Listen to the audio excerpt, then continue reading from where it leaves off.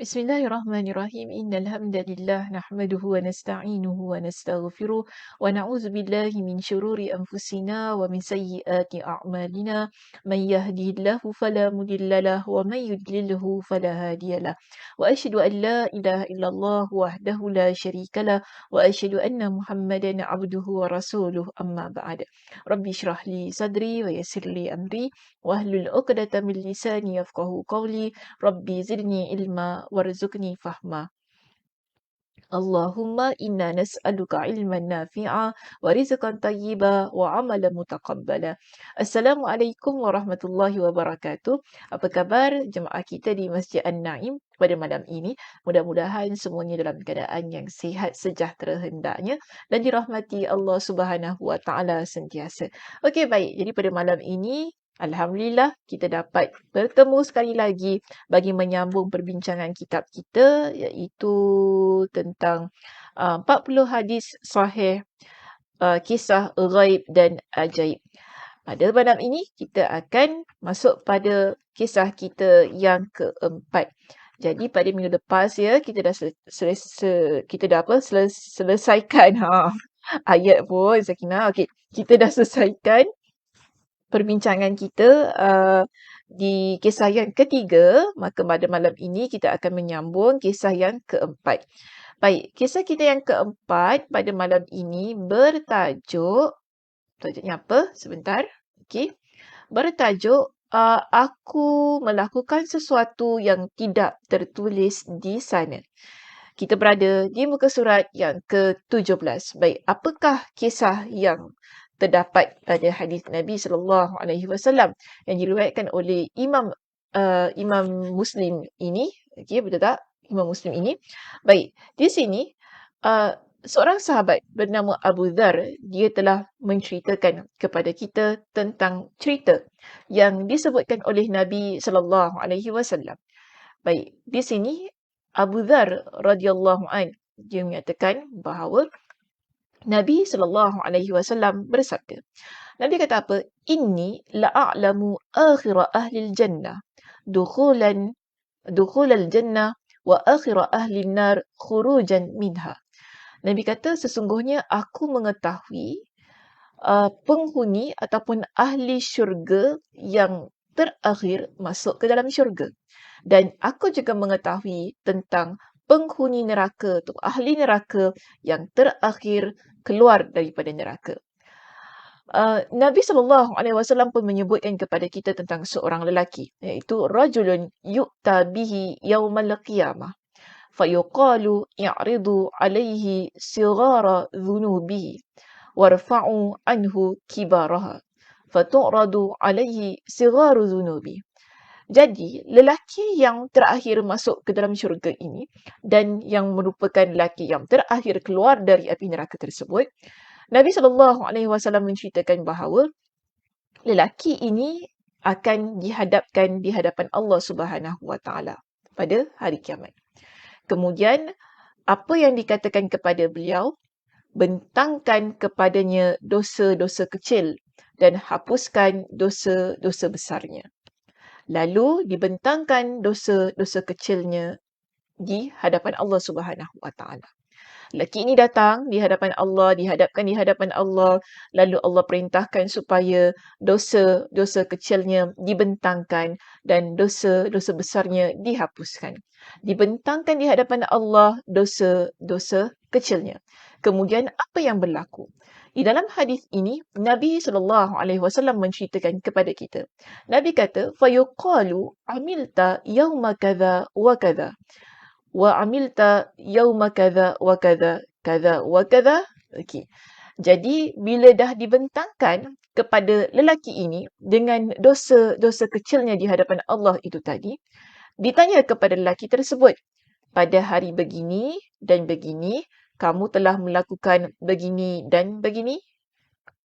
Lalu ditanyakan seterusnya berkenaan dengan dosa-dosa kecil itu tadi. Okey, pada hari begini dan begini, kau buat ini, bukan buat ini. Okey, ditanya kepada dia.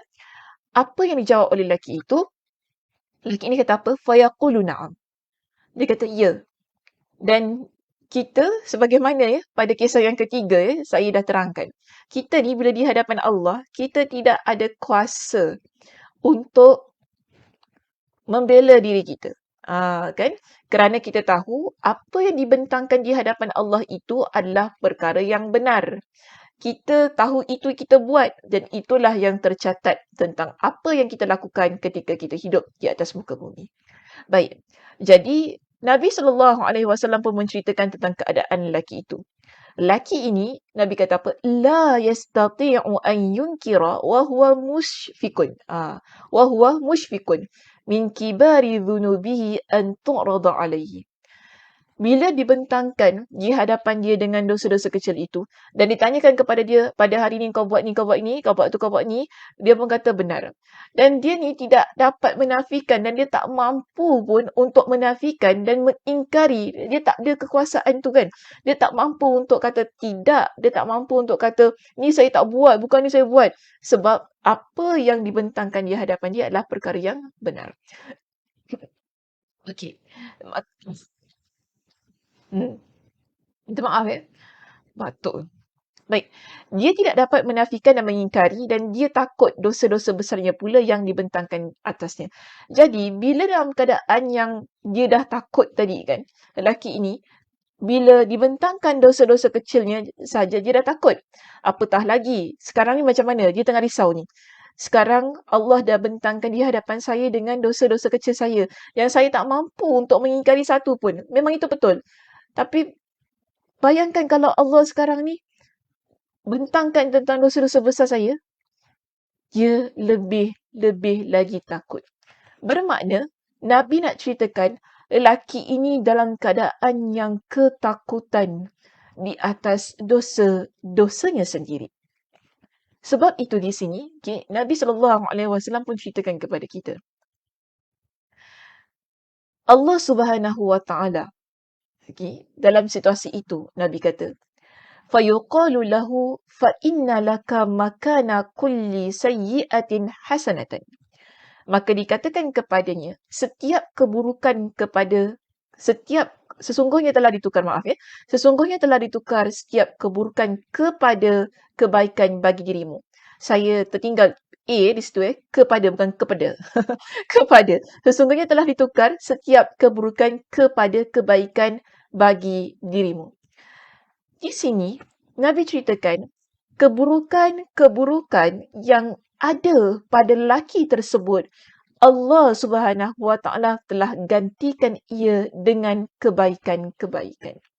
Maka, Allah Subhanahu Wa Taala, lelaki ini pun, dia berkata kepada Allah, fayaqulu Rabbi qad amiltu asya' la araha huna. Dia kata apa? Tadi, asalnya kita lihat gini, lelaki itu dia dalam keadaan yang ketakutan. Bila dosa-dosa kecilnya telah dibentangkan di hadapan Allah, lalu ditanyakan kepada dia, kau betul buat ni, betul hari ini sekian-sekian kau buat ini, dia tidak ada kemampuan untuk mengingkari persoalan-persoalan itu. Kerana benar, apa yang dihadapkan ataupun dibentangkan di hadapan dia dan di hadapan Allah Subhanahu Wa Taala, maka dia kata benar. Dan setelah itu tadi kan, kita dah baca, dia dalam keadaan yang begitu takut. Tadi dosa-dosa kecil je dah begitu sekali Allah tanya. Apatah lagi kalau dosa-dosa besar. Namun, yang menariknya dalam kisah ini, Allah Subhanahu Wa Taala beritahu kepada dia, setiap keburukan kamu, kita gantikan ia dengan kebaikan. Bila disebutkan begitu di hadapan dia, apa yang berlaku? Reaksinya berubah.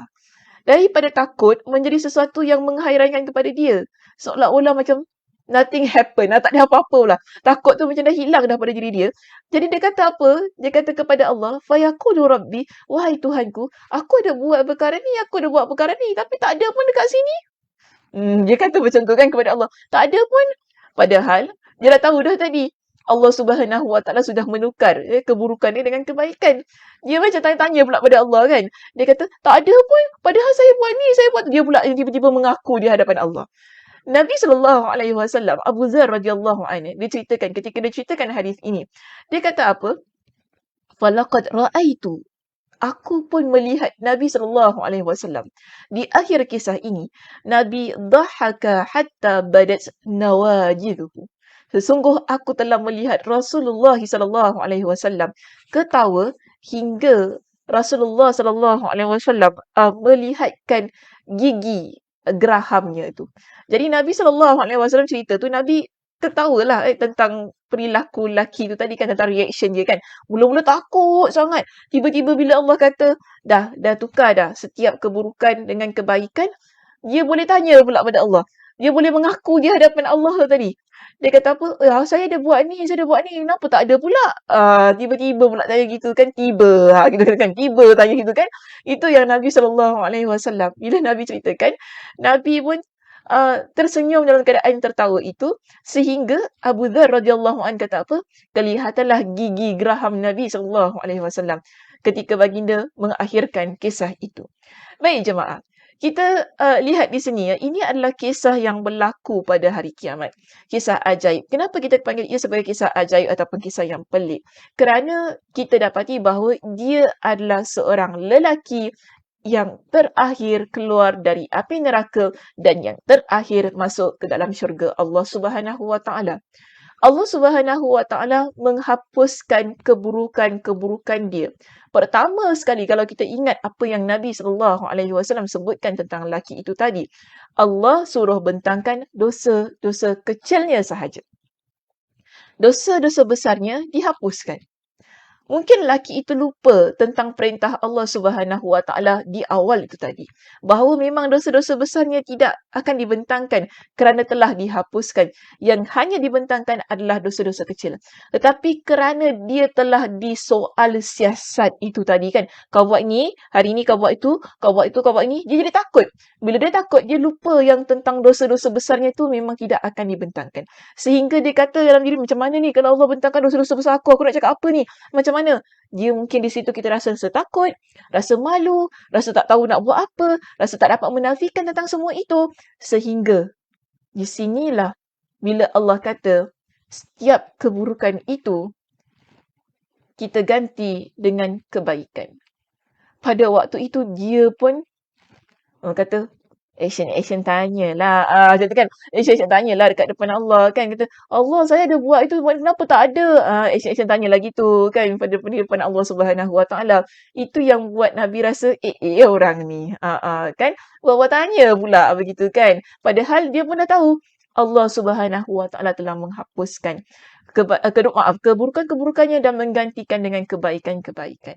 Baik. Ada beberapa pengajaran yang boleh kita ambil daripada kisah pelik ini tetapi benar. Kisah yang berlaku pada hari kiamat. Di sini kita lihat ya, saya ingin ambil 3 pengajaran terlebih dahulu.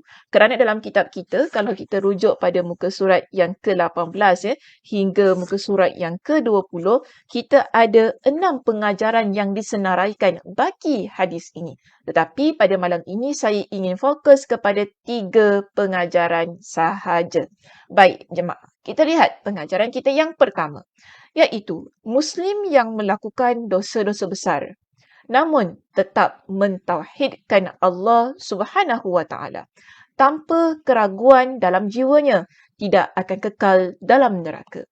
Dan saya yakin anda semua mesti masih ingat lagi tentang kisah kita yang pertama, kisah yang kedua, kisah yang ketiga, hinggalah kisah yang keempat ini yang menunjukkan bahawa mereka-mereka yang melakukan dosa tetapi kemudiannya dengan rahmat Allah Subhanahu Wa Taala, dengan kasih sayang Allah Subhanahu Wa Taala, mereka dikeluarkan dari api neraka lalu dimasukkan ke dalam syurga Allah Subhanahu Wa Taala. Dan banyak kali juga saya telah ingatkan kenapa Allah keluarkan mereka dalam api neraka.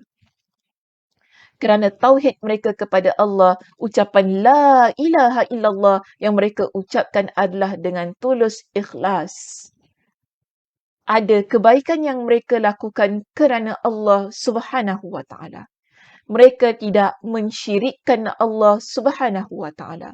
Mereka menjaga keimanan mereka kepada Allah Subhanahu Wa Taala.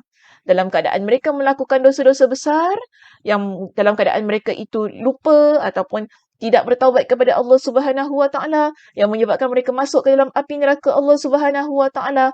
Namun pengakhiran daripada takdir mereka itu kelak di akhirat Allah tunjukkan kepada kita dalam hadis Nabi sallallahu alaihi wasallam, kebanyakannya membuktikan kepada mereka akhirnya Allah keluarkan dia dari api neraka dengan syarat mereka adalah hamba Allah yang tidak mensyirikkan Allah Subhanahu Wa Taala. Contohnya dalam kisah ini kita lihat lelaki tersebut ada buat perkara dosa kecil, okey, ada. Dia ada buat perkara dosa besar, ada juga. Sebab tadi awalnya kita nampak redaksi hadis itu menunjukkan kepada kita Nabi SAW menceritakan Allah Subhanahu Wa Taala memerintahkan supaya dibentangkan di hadapannya dosa-dosa kecilnya dan dihapuskan dosa-dosa besarnya. Maknanya ada dosa besar, ada dosa kecil yang dilakukan oleh lelaki itu. Menunjukkan kepada kita dia adalah pelaku dosa besar yang Allah Subhanahu Wa Taala masukkan dia ke dalam api neraka. Namun, sebagai pelaku ataupun sebagai seorang Muslim yang melakukan dosa-dosa besar, namun dalam keadaan yang tetap mentauhidkan Allah Subhanahu Wa Taala tanpa keraguan, tanpa mensyirikkan Allah dalam jiwanya itu, maka dia menjadi hamba Allah yang tidak kekal dalam api neraka. Mereka akan keluar dari api neraka dengan rahmat Allah Subhanahu Wa Taala dan syafaat pemberi syafaat sebagai mana lelaki dalam hadis itu tadi. Pengajaran kita yang kedua pada malam ini. Mungkin kisah ini berkaitan lelaki yang sama dalam kisah yang terdahulu dalam kitab kita ini. Sila ya jemaah, bagi mereka yang memiliki kitabnya, boleh rujuk pada kisah kita yang pertama tentang lelaki yang telah bersumpah dengan keagungan Allah. Masih ingat lagi? Saya harap masih ingat lagi ya. Jika tidak ingat, boleh refer kembali pada hadis ataupun kisah kita yang pertama, hadis kita yang pertama, atau rujuk kembali rakaman kuliah kami di Masjid An-Naim ini berkenaan dengan kuliah ini. Di kisah yang pertama, kita dapati bahawa lelaki itu Allah Subhanahu Wa Taala keluarkan dia daripada neraka. Dalam keadaan yang merangkak, dia keluar daripada api neraka. Namun, lelaki ini dia bersumpah kepada Allah. Bila pertama sekali Allah Subhanahu Wa Taala keluarkan dia daripada api neraka, dia masih lagi merasai kehangatan. Maknanya, panasnya api neraka itu yang membahang ke arah wajahnya. Dia minta kepada Allah supaya palingkan wajahnya daripada api neraka, bukan? Ya. Dan Allah tanya kepada dia, kalau aku berikan kepada engkau dengan ini, mungkin boleh jadi engkau akan minta perkara yang lain. Lalu apa kata lelaki itu? Aku bersumpah demi keagunganmu, aku tidak akan minta lagi apa-apa yang lain. Tapi dalam kisah yang pertama menunjukkan kepada kita lelaki itu terus meminta dan terus meminta. Akhirnya dia minta kepada Allah untuk masukkan dia ke dalam syurga. Baik. Mungkin kita lihat ya, kisah yang pertama itu dengan kisah kita yang keempat ini, boleh jadi ia adalah tentang lelaki yang sama. Namun, boleh jadi tidak. Boleh jadi tidak. Cuma yang kita lihat di sini, persamaan umum antara dua lelaki dalam kisah yang pertama dan kisah kita yang keempat ini tersebut ialah individu yang terakhir keluar dari neraka dan terakhir masuk ke syurga.